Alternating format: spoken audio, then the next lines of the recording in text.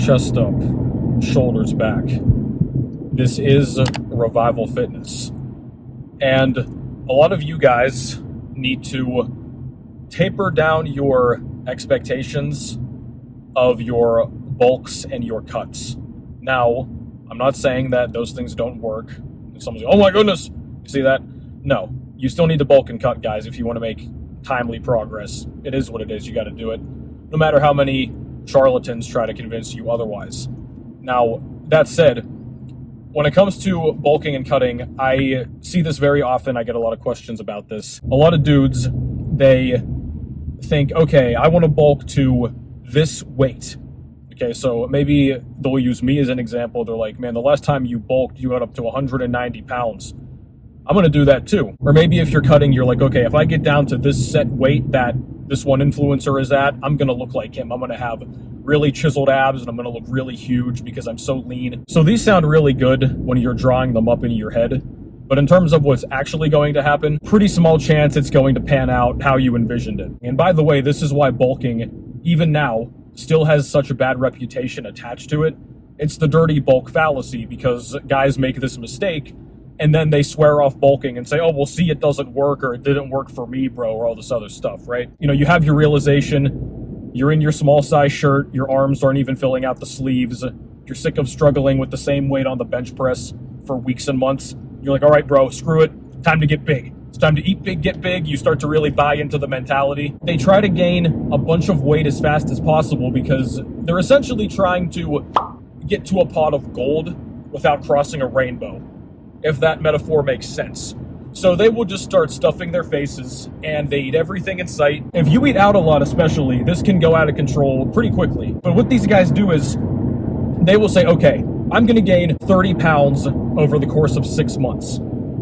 That comes out to an average of 5 pounds a month. Realistically speaking, guys, how much muscle do you think you're going to gain in the span of 6 months? That's half a year. If you gain 30 pounds, guys, some people are really out of touch and they think they're going to gain 30 pounds of muscle, right? Especially if you watch a lot of these, fake ass lean bulking videos. Gain all muscle with no fat, bro. Okay, sure. I've talked about that before too. But how much muscle do you think you're going to gain? It's not going to be 30 pounds. Especially in that time frame. I mean, 30 pounds of muscle, that's like years and years as a natural goal. That's something to strive for. Let's say, for the sake of argument, you split it in half, right? Keep in mind, too, the muscle to fat ratio. That's something you really need to focus on with the bulk, guys. It's not just, oh, how much muscle am I going to gain? Because once again, the scale alone is not going to tell you that. Just looking at yourself in the mirror is not going to tell you that. You need to think about it in terms of how much muscle can I gain in a decent time frame while keeping the fat gain as low as you're reasonably comfortable with. And to be fair, some of you guys don't mind bloat maxing or going bear mode, whatever you want to call it. That's fine, man. Do your thing. But a lot of guys are just not going to be happy with that for a number of reasons. Keeping it close to 1-to-1 is a solid goal. If you're newer to bulking, you might be able to even keep it better than that. You're not going to be able to totally track this, guys. This is just kind of thinking out loud, but you get what I'm saying? You want to keep the muscle and fat in terms of how much you're gaining relatively consistent. What a lot of guys do when they bulk and they dirty bulk is they pack on just tons of body weight. And you look at the scale, it's like, oh, the scale's going up, bro, so I must be building a bunch of mass. I'm cultivating mass. But this is why you see memes and comments all the time of guys who are like, yeah, man, I cut and bulk the same 10 pounds every year. But over the span of 6 months, even if you're a novice, guys, like even if you just began seriously training, you are not going to gain 15 pounds of muscle in 6 months. In terms of a total beginner in 6 months, you could say a pound a month, maybe slightly over, maybe 8 pounds of muscle in 6 months as a total beginner. That could be doable. And mind you as well, this is also going to depend a fair amount on genetics too. Some guys are going to be able to do this, other guys are not going to be able to do this. So what's more likely to happen, returning to the example, in the span of 6 months, if you gain 30 pounds, let's assume that you gain 8 pounds of muscle like we said. What is 8 out of 30? I don't have a calculator on me offhand. I've never been the best at math. That's under a third, right? 10 divided by 30 is 1/3. Yeah, see, I'm a big math guy. In any case, that's a very skewed ratio. Boy, are you fat. So you've gained 8 pounds of muscle in that time frame versus 22 pounds of fat. Now, give yourself credit, you built the muscle, that's good.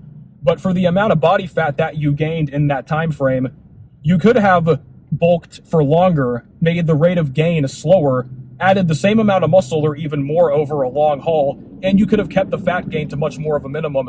Your muscle to fat ratio would have been much better. You're gonna let me over, dude. You're damn right. So use me as an example. I've put this up in numerous videos. But over the course of a year and a half, I gained 23 pounds. That was me bulking for over 500 days. If we want to use the 50% muscle to fat ratio for me, I gained about 11.5 pounds of muscle and 11.5 pounds of fat.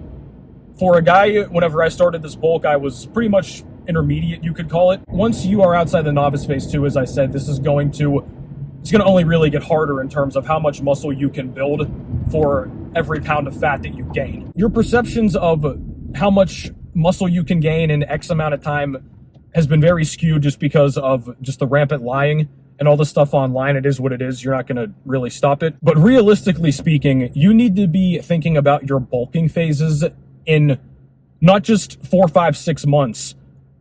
You need to be thinking about these phases in the span of at least a year for a lot of you.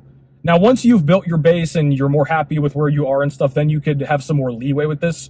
But most of you watching by percentage alone are novices. You need to be bulking for a while if you're in the position that you need to be bulking at this current point. I have an older video, guys, that can help you decipher if you should be bulking right now, if you're already too fat to bulk. I'll link that up in the top corner.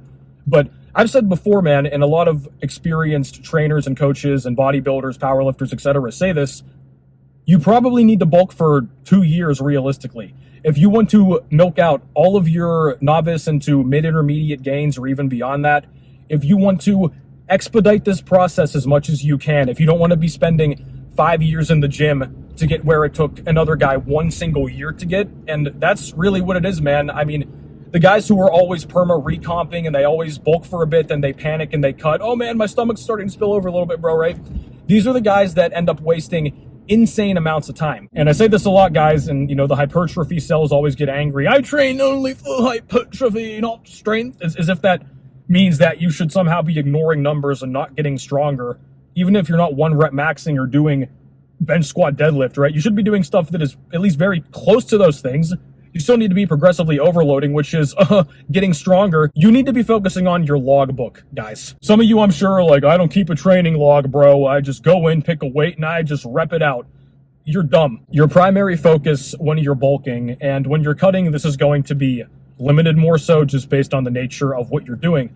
But even so, your training logbook needs to be your Bible in terms of the gym, especially when bulking. This is another reason why a lot of guys end up having a very skewed muscle to fat ratio when they bulk. They just do junk volume, they're chasing the pump, they're doing all these old school tacky bodybuilder methods, squeezing a plate in between their chest. Oh man, I feel the contraction in the squeeze, bro. You guys aren't really getting stronger. And that is the most surefire way to know that you are building muscle, guys. It's not looking in the mirror and it's not, oh, I got this pump and I took this picture in the same spot. Because even then, man, the lighting and all this other stuff that can easily be changed and manipulated and stuff, you need to focus on your training log. That is your moneymaker. That is your bread and butter. That is what is going to lead you to the promised land.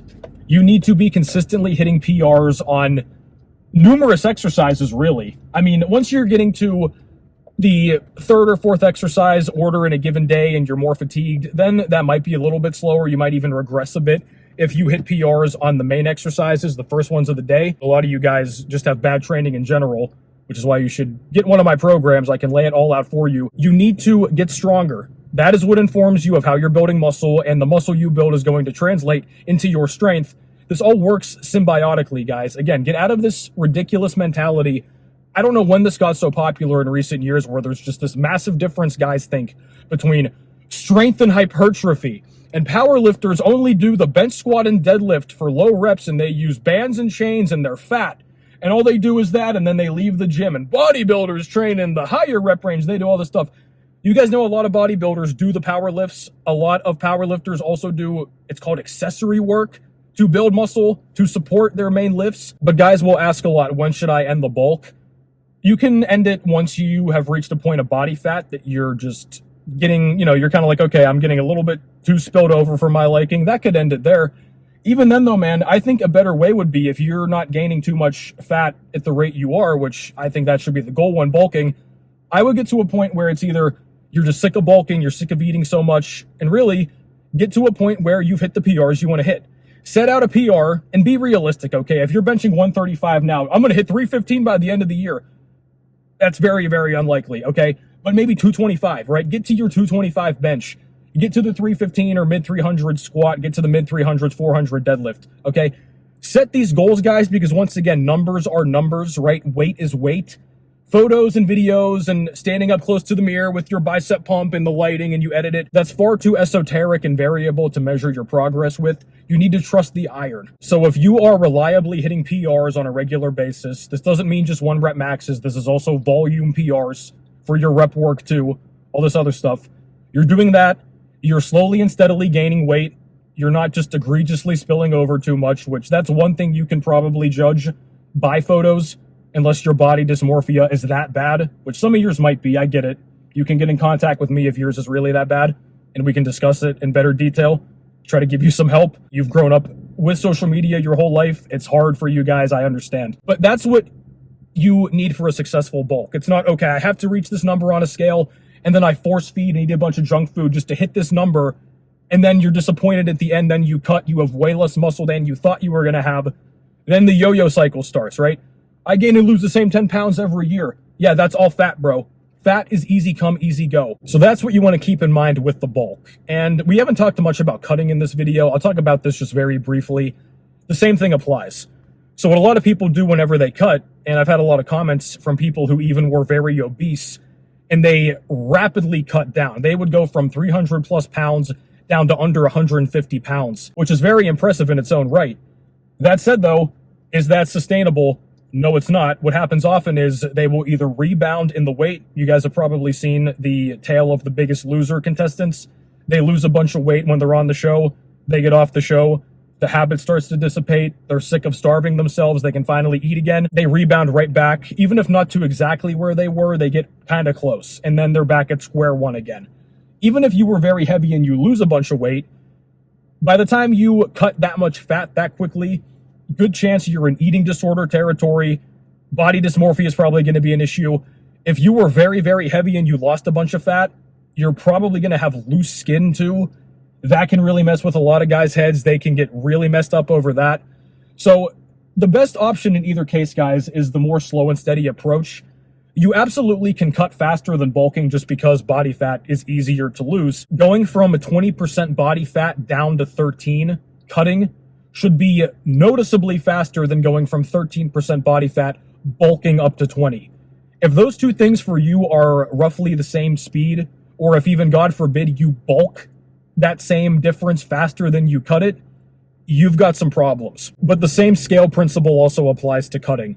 If you're 200 pounds now and you're over 20% body fat and you want to finally get lean and aesthetic for the first time, I would not just say, okay, I'm going to get to 160. That's my set number, 160. I'm going to do whatever it takes by hell or high water. Okay, I got 3 months, cracks knuckles, I'm going to the beach. That's when people end up starving themselves. They will do ridiculous amounts of cardio, just wandering in circles around their house or their neighborhood to get their step count in. That's when a lot of these issues really come, guys. If you really reduce fat in your diet, you can start to get hormone problems from that. Your gym performance, especially if you cut drastically fast, your gym progress is going to tank. And once again, what happens, you go back into the yo-yo cycle. If you cut dramatically fast, man, I'm losing strength. I can't hit PRs. I'm always plateaued. Screw it, dude. I'm not that big anyway. I'm going to bulk again. And then you're desperate to gain muscle. You dirty bulk. And then you dirty bulk. And then it's like, oh man, I got too much fat, bro. Then you try to rapid cut again. And now you're stuck in the yo-yo. So I think I've explained this in relatively sufficient detail. If you guys want to get in direct contact with me about your own questions regarding this, join the Patreon. That's the best way to get guaranteed responses from me. I have way too many emails, DMs, and comments. I'm never going to get to them. And you're also going to get Discord access there too. Our Discord is a beautiful shit show. You really should join it. But this has been it for me, guys. Thank you for watching. Shout out to the current Patreon supporters and the channel members. Get your program down below. Get in contact with me and save money on some great products and services. And I will catch you guys next time.